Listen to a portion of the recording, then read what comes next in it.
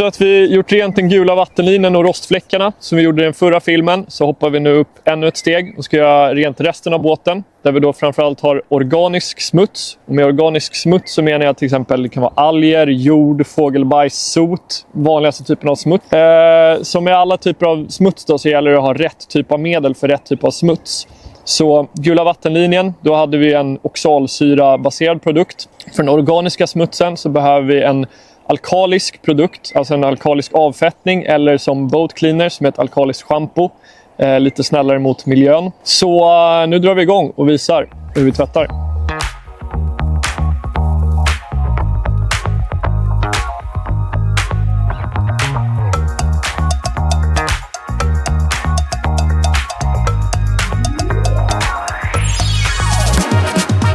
Så för att ta bort den här organiska smutsen då, så har jag blandat boat cleaner med vatten. Vi brukar rekommendera att man kör ungefär 50 ml boat cleaner med 10 liter vatten. Nu är den här båten ganska smutsig, så då trycker jag på med 100 ml boat cleaner, 10 liter vatten. Så jag har blandat det i hinken, så tar jag bara en sån här båtborste, doppar och sen går och skrubbar, mekaniskt bearbetar då. Har man möjlighet att köra en högtryck och ha en sån här foam lens som man ofta har på bilar där man drar på ett schysst skum, så kan man köra det också. Då blandar man boat cleanern med nästan koncentrat eller hälften vatten, hälften boat cleaner i foamlansen och går och sprutar ut och sen går och borstar och spolar av.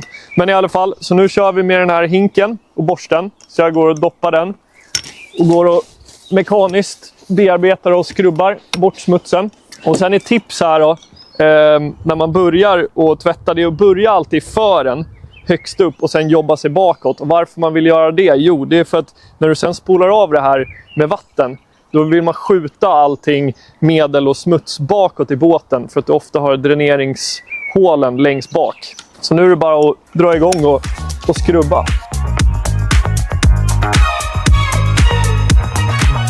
Tips då när man använder boat cleanern för att ta bort den här organiska smutsen, det är att ha på sig ett par gummistövlar, för det blir lätt ganska blött när man är uppe på båten och skrubbar och tvättar.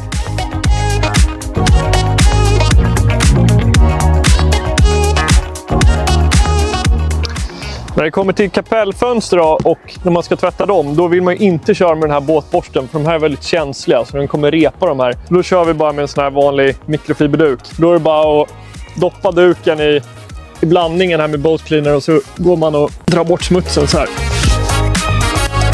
Ja, för de här trånga utrymmena då, som såna här luckor och så, då kan man ju ta antingen bara en duk och gå och gnida så här. Eller så kan man, det är lite grövre smuts som här på, då kan man ju ta den här lilla borsten och gå och skrubba också. Och sen på samma sätt som här bak vid ventilationsgallerna, det kan vara svårt att komma åt med den stora borsten, kan man köra den lilla borsten så här.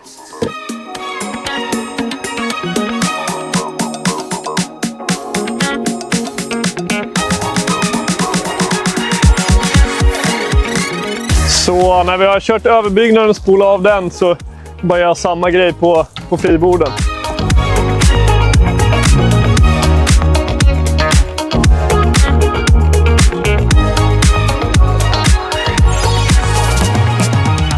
Många är väldigt ivriga på att komma igång med poleringen på våren, men vi har testat själva, och det här steget som vi gjorde nu och verkligen tvätta och få bort den här organiska smutsen, det gör att det både kommer gå fortare och bli mycket bättre resultat när man polerar. Så nu är båten så gott som ren, men nu kan det ju finnas såna här svarta prickar kvar på halkmönstret som inte har gått bort. Och det är ju då mögel och mögelsporer och lavar som vi ska visa i nästa film där vi tar bort.